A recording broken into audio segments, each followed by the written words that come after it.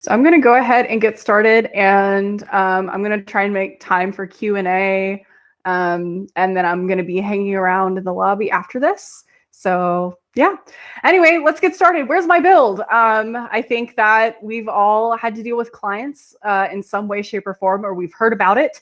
I know that I have read so many of the clients from hell stories. I don't know if y'all are familiar, or like Dear Art Director. It's just absolutely fascinating what kind of horrible stories, or sometimes really excellent stories, occur just like in this space. And so I'm hoping to help empower people who've maybe not worked with clients before, or who haven't in a long time, feel better about doing it and feel like they can, establish these really great relationships with these other folks providing funding. I have a slide about me. So I'm a producer and a program manager for 2 different companies, and I deal with clients all the time. And I've dealt with clients a lot in my career. I've worked with people in the game space.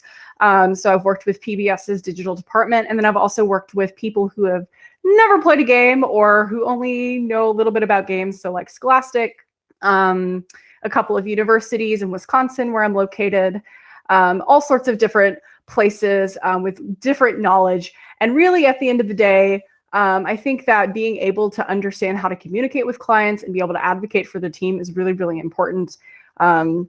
So let's talk about the actual agenda for this talk. So we're going to talk about who clients are very briefly, and then some really basic strategies that I'm pretty much obligated to chat about.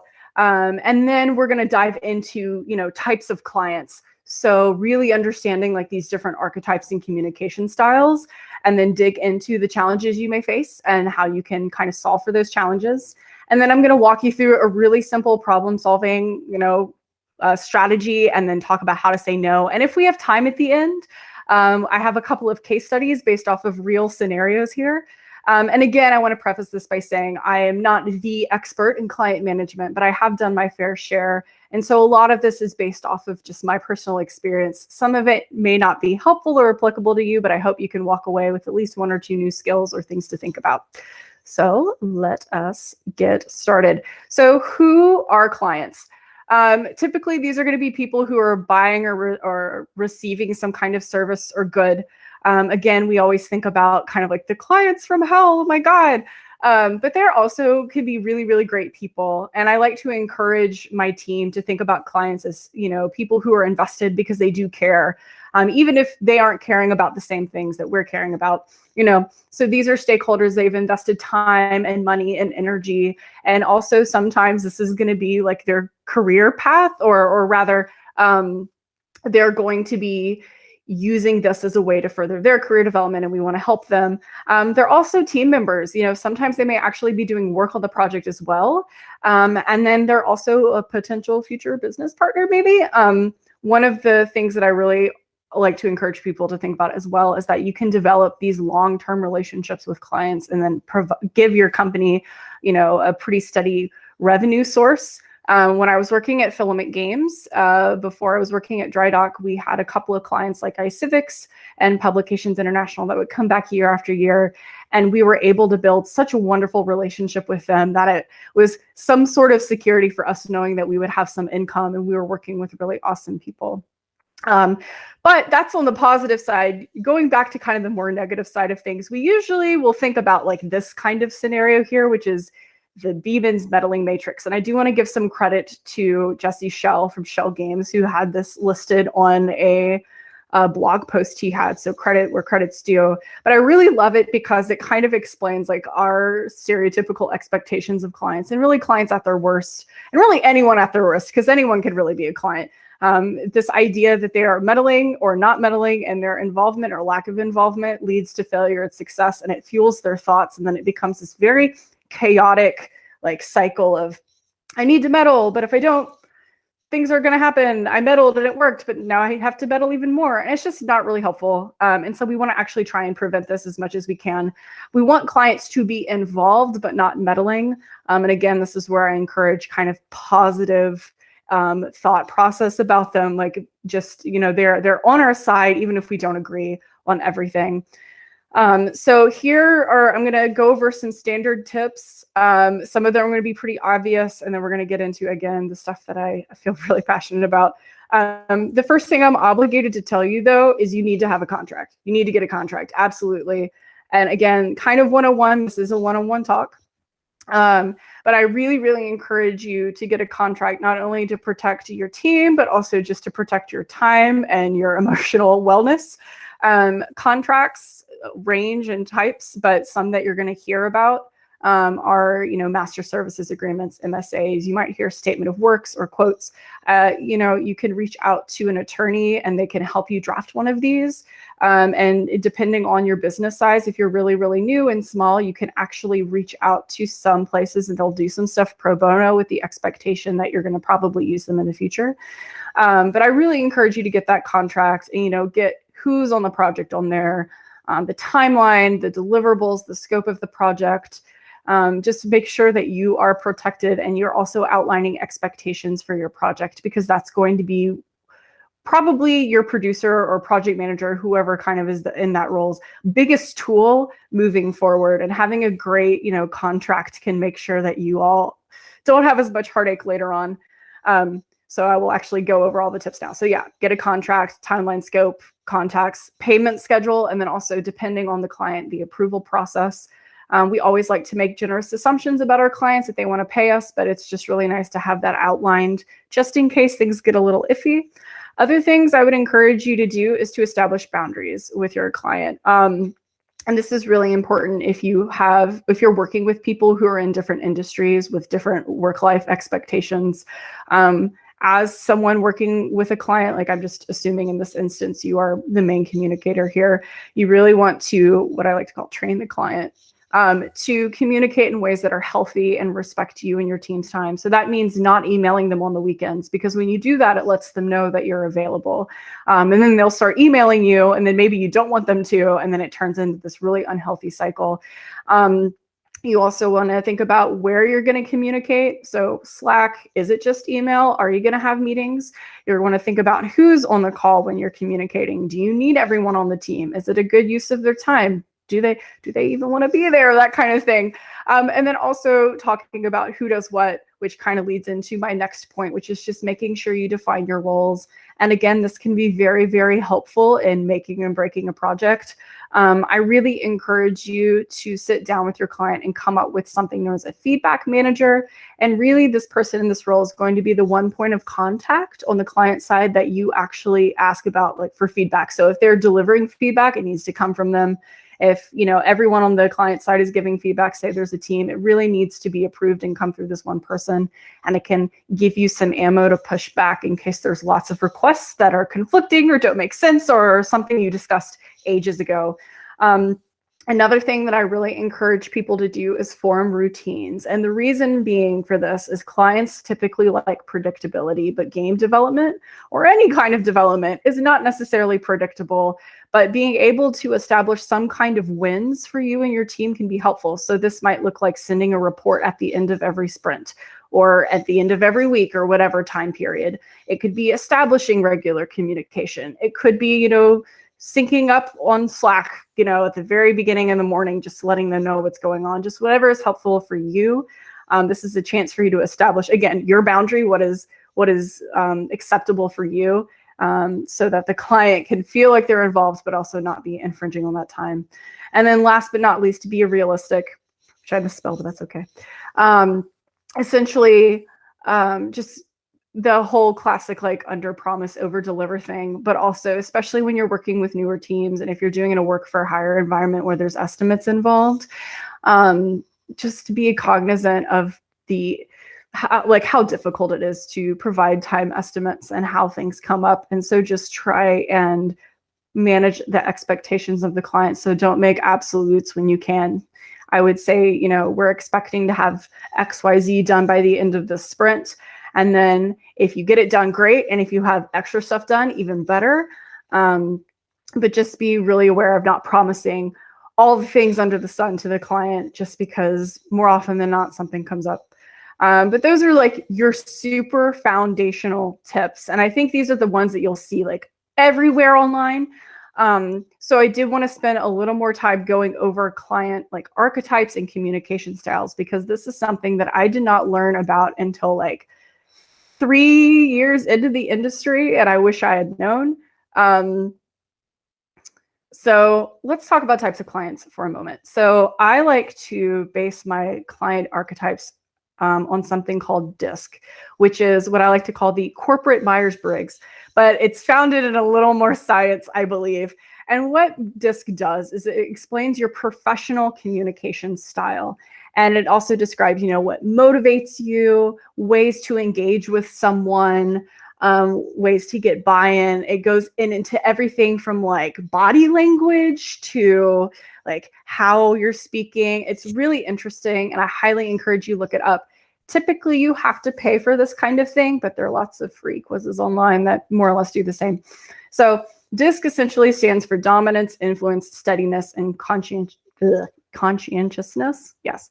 And when you take this test, you ask a series of questions about your work preferences and communication preferences, and then it places you on the like circle somewhere. So it'll have like a little point. And so you might be a D type communicator, but lean more towards a C or an I, or you could be towards the center. And all that means is that in this spectrum, you land somewhere. And just like we land somewhere on the spectrum, clients do too. And the way they interact with the team is super dependent on this, or at least correlates. So I'm going to go through each one and talk about the characteristics and the challenges and solutions that come with it. So the first one we always run into is D-type clients. So these are going to be your really results-oriented clients. They're blunt, they're straightforward, they like agendas, and they like to go through things in the meeting and get it done. They're not really one for small talk. They're not really one for lots of like, oh, how was your weekend? What are you doing? They're really interested in actually tackling the problem, oftentimes in the meeting, and trying to make decisions in the meeting. And what's wonderful about these types of clients is you can totally hold them accountable for things, and they will deliver. A lot of producers are D-type communicators. Same thing with project managers. These clients are also really, really independent. You never need to babysit them. More likely, they will babysit you. But at times, they can be a little bit demanding, and depending on who's on your team, can be a little intimidating because they are so focused on getting that result that it can be a little overwhelming. And as speaking as someone who at work is typically a D-type communicator, one thing to note is that sometimes these clients will come in with kind of their own agenda. Not in a malicious way, but things that they personally want to talk about and understand. And it may not necessarily be aligned with your agenda. So other problems that you're gonna see, again, like pushing for decisions to be made during the meetings. They're gonna have their own agenda and ideas of what to talk about. They might actually get impatient if there's some small talk, because some people genuinely enjoy it, but they're not. And then they're incredibly detail oriented, which means if you mess up, they'll see. That's not meant to be like a be careful, but I mean, they'll notice. And good clients will offer to help, flesh out things or get the detail fixed if there's any problems. But assuming you're working with a really challenging client that has this kind of communication style, you're really going to want to really push for those routines that I mentioned earlier. Being able to provide predictability and reliability for these kinds of clients is going to make things way easier for you in the long run. They're going to know what to expect from you. They're going to stop bugging you as much, because a lot of these clients will like want to hop on Slack and be in the Slack channel with you, which is totally fine, by the way, but they'll really utilize it. So this will kind of help them feel more secure. Again, when you're creating agendas for meetings, definitely reach out to them and ask if they want to include anything. This is generally best practice no matter the client, but this is especially important to them because this makes them feel like they're able to get in their points, their agenda that they have in their head. It's now going to be on paper. Again, track decisions, take notes, have it all documented. You can bet that they are also going to have everything documented too. And it can be really helpful to have some kind of point of comparison if there's any disagreement or confusion about anything. And then last but not least, D-type communicators fall on the left side of the DISC circle, which is more logic and oriented. more logic and reason oriented. So being able to bring that information to the table so they can make decisions, or you can delay the decision, is really, really helpful. So let's chat about our other friend on the top side. So I, which is I-type. So these are like your influencers. So I-type communicators or clients are like your very bubbly, chatty, happy, like, you know, just can talk a mile a minute, and they're just so enthusiastic and bring so much energy to the room. They're really great at brainstorming, and they're honestly really valuable clients to have like at the very beginning of the development process, because they're going to help you blue sky it like no one else can. They're very emotive, you know, they really care about people. They're really, you know, they want to feel accomplished and important. So it's important to recognize and validate those feelings for them. And they're very meeting inclined. They love chatting. They're going to be the ones that want to hop on a call. They're going to be the ones that say, let's go discuss this over coffee. You see a lot of people who are sales oriented, sales and marketing or I types to some degree. But because they're so like big idea people, sometimes they can come with these challenges, especially if you're trying to wrangle them. Again,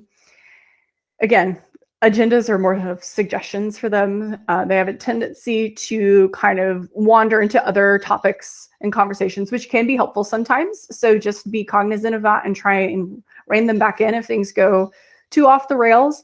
Other things is they are, speaking as someone who's worked with many I-types, scope creep definitely can come from the conversations. So if they're going to be any big brainstorming or discussion meetings, make sure you have a producer or producer-ish person in the room with them, just to make sure that these ideas are being documented and you're discussing them together.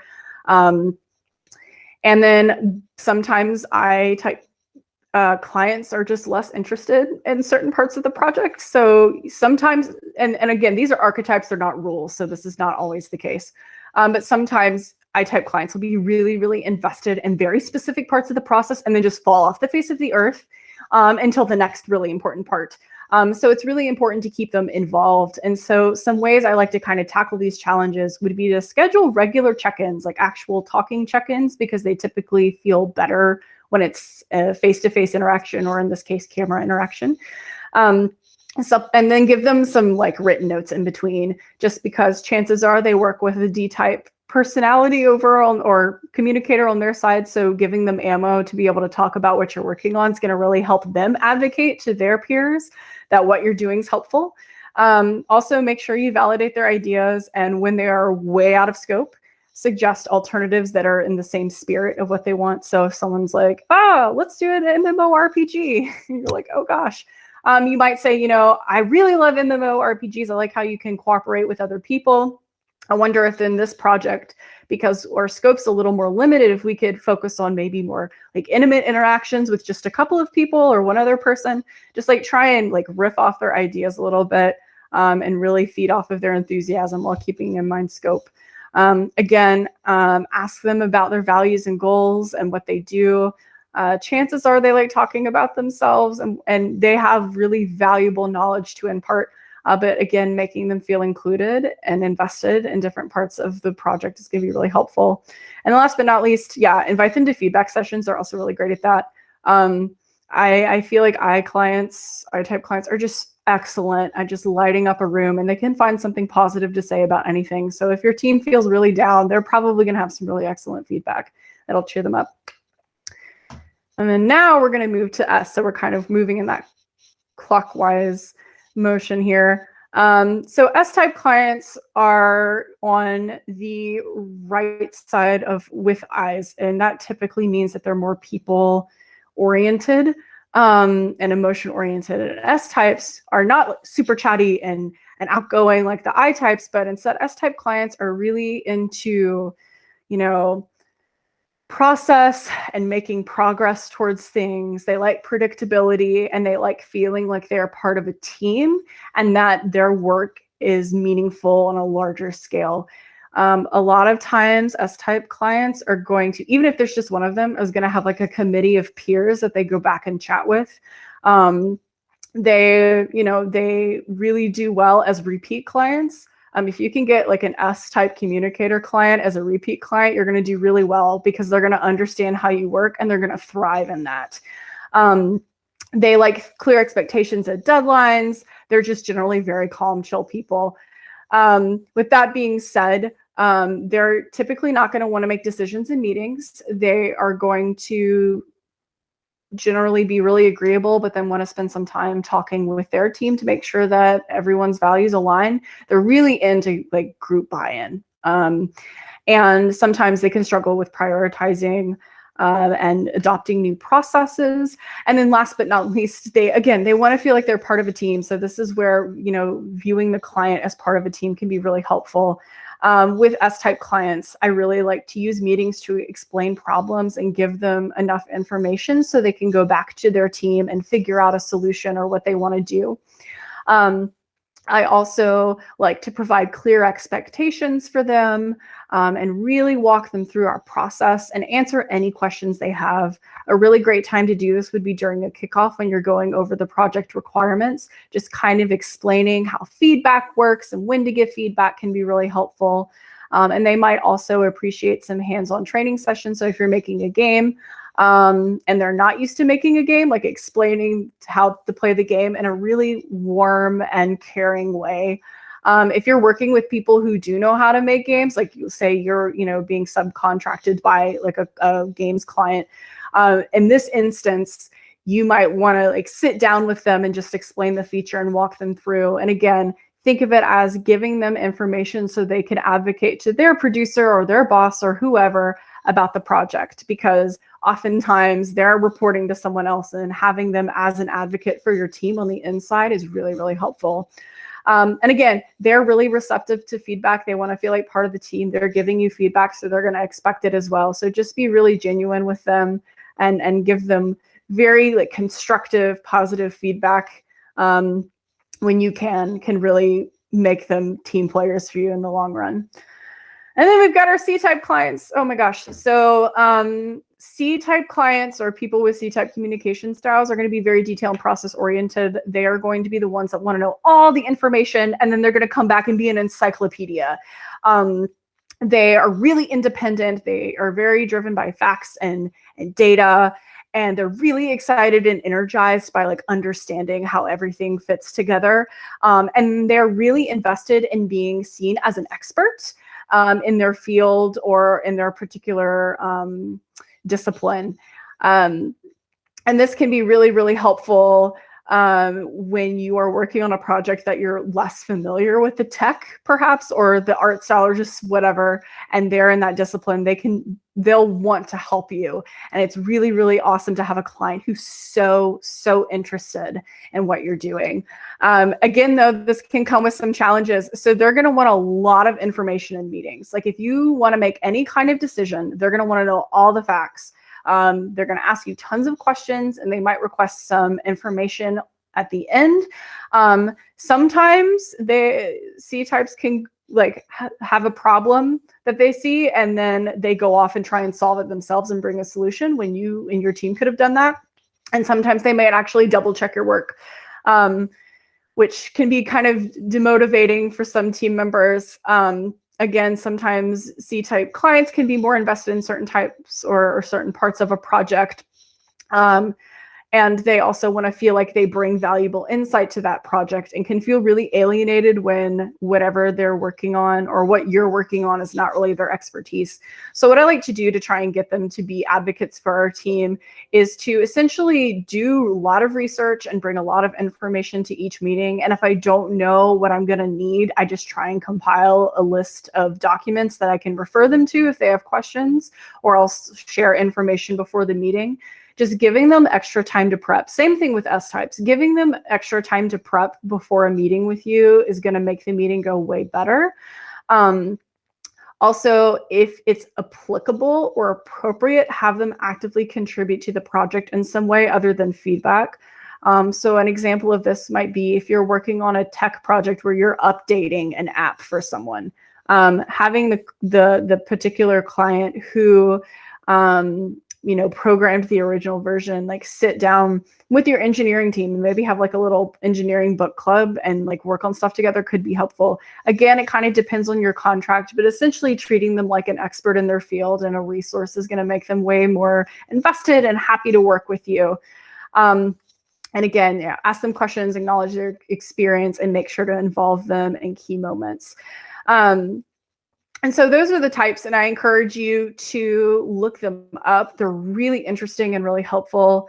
I'm not going to go into it too much more because I think you have to be certified to like talk about it, but really and truly, it's really, really awesome and can help you figure out why your clients act a certain way. And there are actual guides on like how to talk to people based off of those types. So the next question then is like, how do you figure out who is what? Like, you can't go to your client and be like, please fill out this online quiz. I mean, I guess you could. I don't know if they would though. The way I like to do it though is through hosting a kickoff meeting and then doing a couple of things in that meeting. So I invite everyone on the client side who's involved in the project and everyone on the team side. So we all see who each other are. And I usually will go in with an agenda beforehand. There's probably going to be someone who asks for an agenda, so just keep in mind who that is. Then I look and I notice who is really chatty in meetings. So when you're at discussion points, like who is really, really eager to speak, like who is on the edge of their seat wanting to talk about stuff, who is just sitting there and listening, who's taking notes.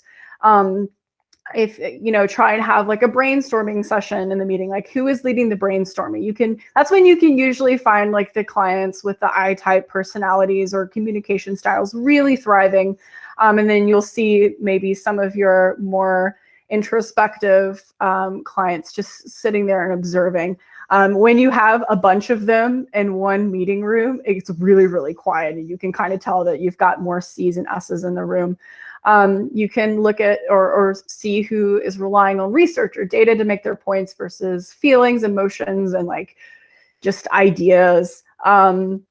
Another thing I would encourage you to do when you're meeting with clients is try to make a decision in the middle of the meeting. And see who's really, and not just like pick a random thing that's like not important, and don't pick something that needs a lot of research, like something that kind of falls in the middle of like could reasonably be decided in a meeting. And essentially like try and push to a decision and see who is really, really not comfortable with that. Again, you don't want to alienate anyone, but you can see who would prefer to have some extra discussion versus others who are like, yeah, we can figure it out right now. Yeah, that's like a pretty solid way. And then again, who's asking for agendas, who's asking to be in your Slack channel, who, and then who is like already in there, set up their profile, they're ready to go. And then just like notice what things make the client feel most passionate. And what I mean by that is like, what parts of the project are they really excited to talk about? Are they really quiet during a discussion of art style, but then they get really enthusiastic when you talk about like backend, or maybe they are a project manager type and they're really interested in the process. So just observing and asking questions and just getting a sense of who they are can help indicate where they might fall. I don't think it's so important as to figure out where, like pinpoint where exactly they are, as it is to just get a general sense, because that kind of thing is going to make your life way easier in the long run when you're trying to troubleshoot things. So now let's walk through a couple of steps. So we've talked like some very, very quickly, some fundamental stuff, like getting a contract, building routine, establishing boundaries and communication, like understanding the client's communication style and motivations and work style. But what happens when you actually run into problems? The first thing I like to do is I like to ask myself, okay, what are the facts of this situation? That means straight up write it down. What is actually happening? What is the client doing? What is the team doing? Then I'm going to ask, what are the feelings that are happening right now? Is there frustration? Is it fear? Is it anger? Like, what is going on? Is it sadness? I've seen sad clients before, right? So just really understanding that, because that's going to also influence how they behave. And then asking, okay, what client archetype am I dealing with? What is the communication style? So if the situation is that a client will never make a decision in a meeting, and they are becoming frustrated during meetings, and you can't get them to like say anything, and things are getting a little hostile. The fact is we're trying to make decisions in meetings. The feeling is hostility, and maybe they don't want to make decisions during meetings. Maybe that they are a C or an S type. They need more information. They need to talk to other people. And so you would then ask, how do I address these concerns? And it might be that you have a meeting instead to discuss research or data, or maybe instead of a meeting, you just send them information and then you meet once you had a chance to just do a little bit of research. Just working through problems like that can be really, really helpful and alleviate some of the issues that you'll get later down the line, because the longer you let these issues fester, the more toxic these working relationships can be. It's way easier to deal with it early on and to have those like awkward kind of problem solving conversations early. So now let's say you've done this problem solving, and no matter what, you're coming to like a blocker, you can't get through it, or maybe they're asking you to do something that's really, really difficult and you need to say no.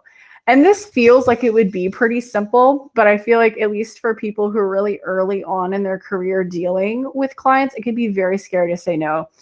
And I remember I actually said no to a client once without like any tact. It's really embarrassing. Without any strategy. I just said, no, we're not going to do this. And my team loved me for it. They thought I was gutsy and they really respected me, but it came at the consequence of the client then emailing my boss and the founders, which it was all okay in the end. I just think about that in horror. So that's why I want to give y'all some strategies for saying no, and like typically the way you would say no, because what I did was, we can't do that. Sorry.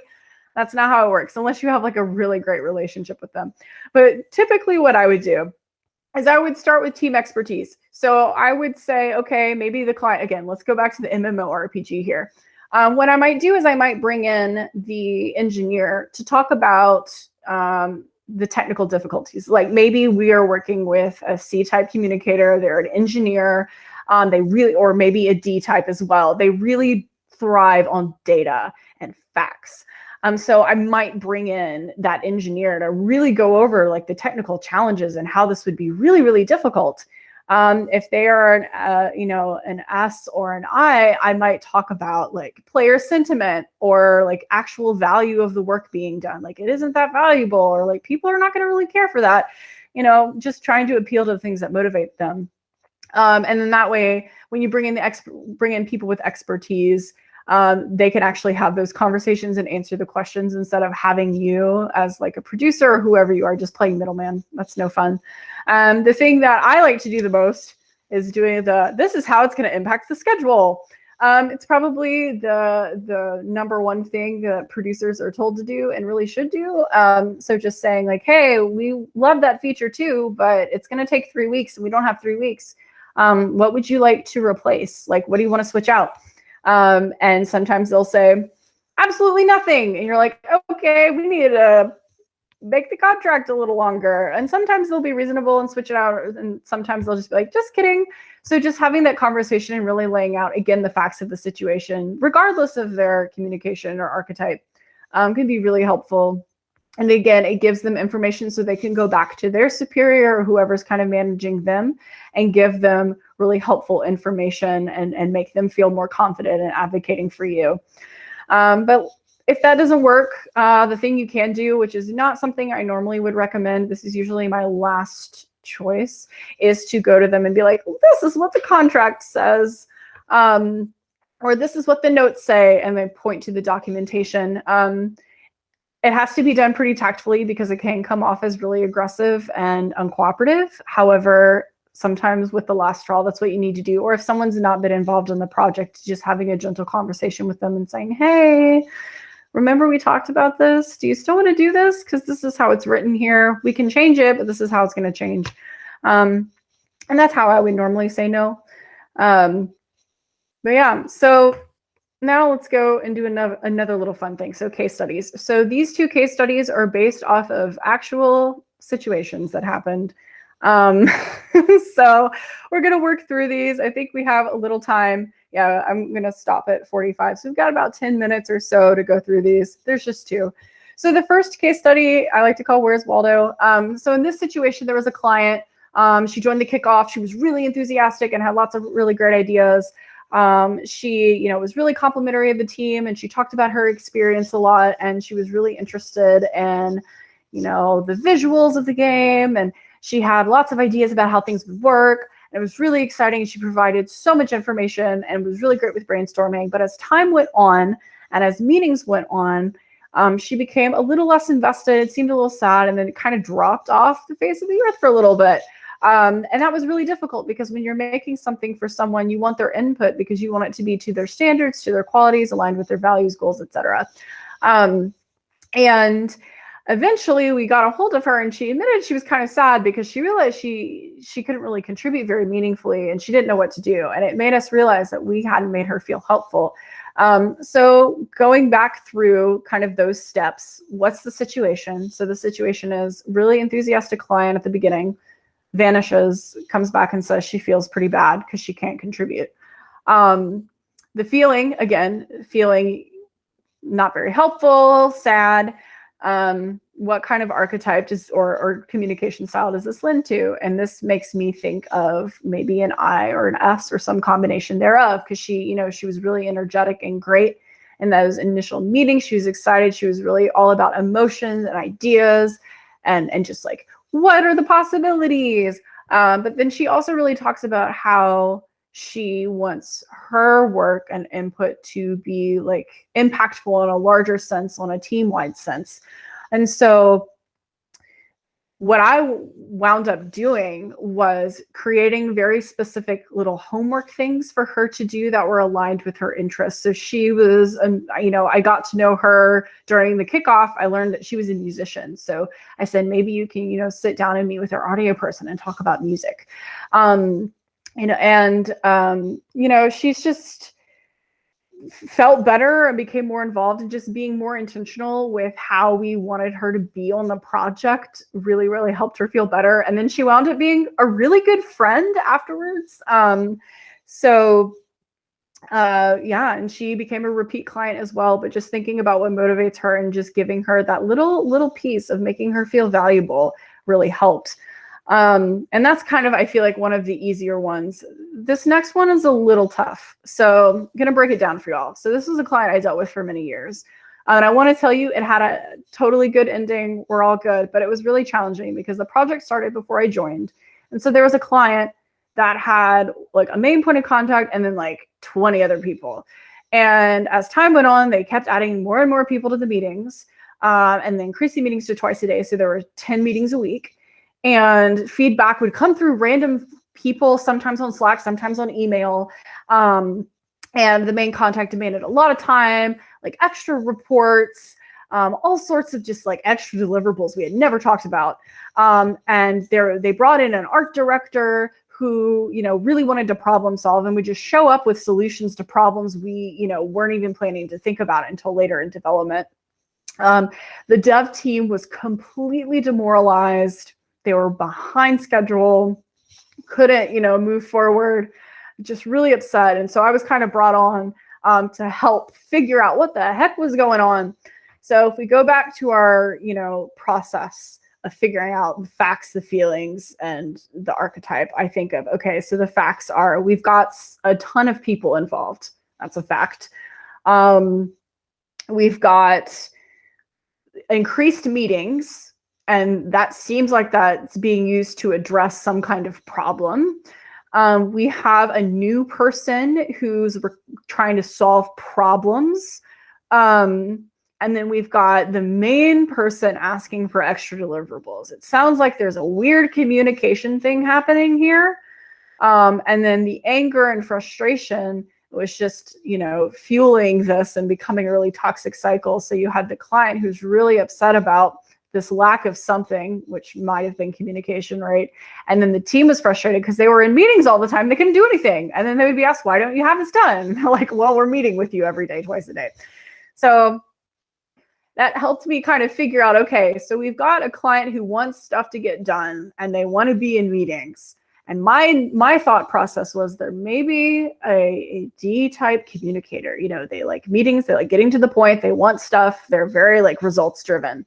That might be that, but that maybe the artist who is going off, the art director who's going off and doing other stuff might have actually been a C-type communicator, or not C. It could be a C or an S-type communicator. I think I wound up going with some combination thereof, because they would go and like find solutions and come back, and we'd be like, "What are you doing?" And so those were like the two kind of main personalities. And what I wound up doing to address that is saying, okay, first of all, let's have a feedback manager. So going back to those super big fundamentals, right? Having a feedback manager, like this person needs to be the feedback manager. We will listen to all the feedback and we'll take it into consideration, but it needs to come through this consistent channel. The next thing I tried to do was to create a very predictable, reliable report at the end of the week that included every bit of information that this person wanted, that the main point of contact wanted. And the compromise I made with her was, we're going to reduce our meetings and see if this report will address the questions that you have throughout the week. If they don't, we can go back to the drawing board and we can go back to having meetings. But for now, let's try this. And we did, and it slowly eliminated the amount of meetings we needed to have. As far as the art director went, he didn't ever want to be on calls. He only wanted to give us information via email. So that communicated to me that having meetings, all the meetings were definitely not his idea or helpful for him. So what we asked him to do was to list his questions and concerns just in a document, and then we went through and addressed them. I went through them with our feedback manager so she could communicate them to him, and that kind of helped him feel a little better. As far as all the people in the meetings, we started creating more succinct agendas, and we would note if there was a problem we would solve in that meeting so that the people who were involved in that problem would know to come and everyone else didn't have to show up. And that was really helpful. And then the last thing we wound up doing was for the team, and sitting and listening to the team and see what they needed as well. And they wanted more time. So with the reduction of meetings, that helped. With the weird, like stopping the weird art back and forth was also helpful. But one of the things that they wanted was they, again, wanted more time to work. Most of them, I know for the record, because we all took the disc thing together, were S's and C's. So just letting them like develop and work through a process and get their information that they needed so they could work helped them feel a little better. And I know I'm summarizing this generally, but I really want to just emphasize how important it is to really think about how people communicate and what their communication style kind of implies about their motivations and their work style. What wound up happening is we got to two 15-minute meetings a week from many hours of meetings a week. The team wound up feeling better. The client actually wound up coming back to us for different work. It was a really, really, really happy ending to that. But I feel like it really, really helped that I was able to sit down and think about what these clients needed. So with that, I want to stop. We are at time. I'm going to stop sharing my screen. I want to see if anyone has questions or just wants to chat.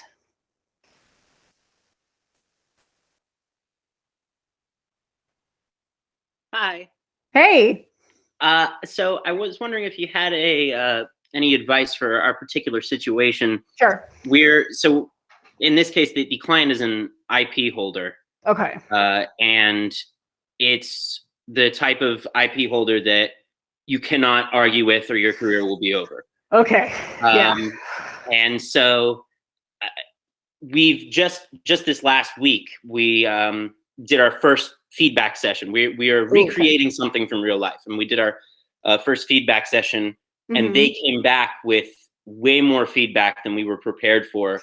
Yeah. We're making over 300 assets, and we sent them like a couple. So the first thing that they came back with was like 6 hours of work to revise it, and we don't have that much time. And so I'm trying to figure out how to, and this has understandably demotivated a lot of people on our team. Right. Okay.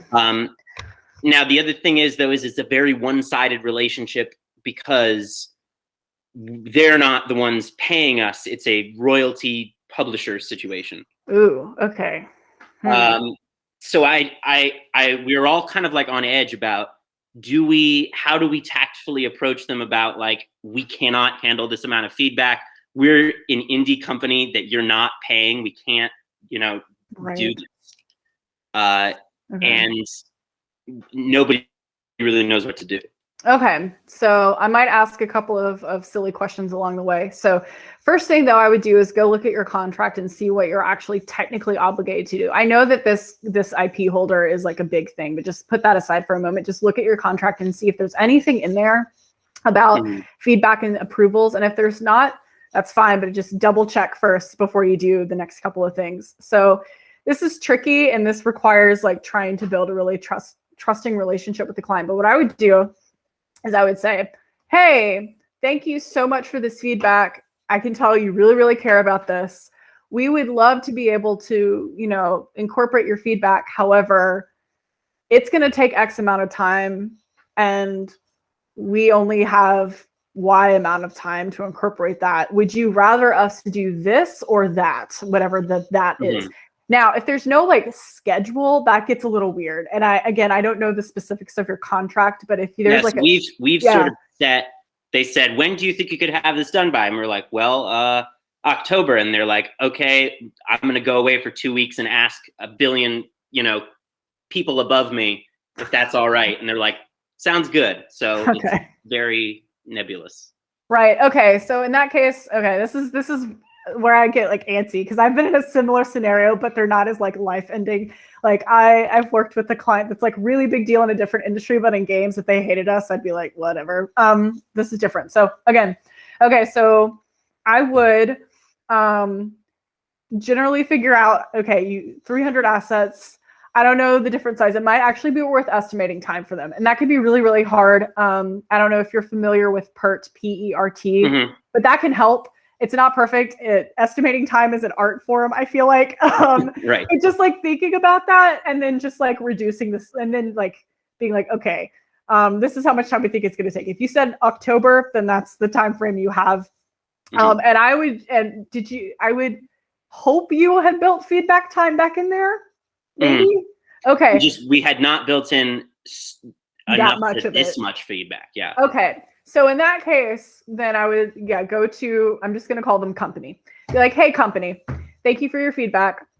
It looks like in order to incorporate these changes, it's going to take about 6 hours to do it or whatever. I'm just making up a number.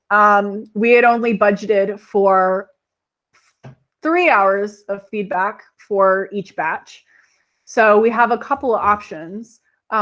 We can reduce the amount of assets we're making. We can reduce the number of things we're getting, we're implementing feedback on. So like maybe we only do half of the revisions, or we can extend the contract or extend the timeline. What would you prefer to do? Just literally give them options and put the pressure back on them, because what's going to wind up happening is they're going to be like, what? Well, you said blah, blah, blah, and just be very honest and give them the facts, give them like the time estimates. And this is where you got to be really careful about the time estimates you give. Be like, we only allocated 3 hours per batch of 10 or whatever. I understand that that's not enough for this particular batch and for us to continue with one, but like, this is the reality of the situation. We really want to work with you. We enjoy working with you. We would love to know what your preference would be. Again, though, only give them choices that you would actually do. But I would just, and I'm happy to just chat with you afterwards too, like, because I know we've known each other in the past, and I'm happy to like help you work through that. But that's really how I would approach it, because in that situation, you got to force them to make the decision if you want to keep the contract, which sucks. But awesome that you've got a really cool IP, but it sucks that they're being this way. Does that help at all? It does. Thank you. Okay. Yeah. Okay. Cool. Yeah, we could talk after. Sure.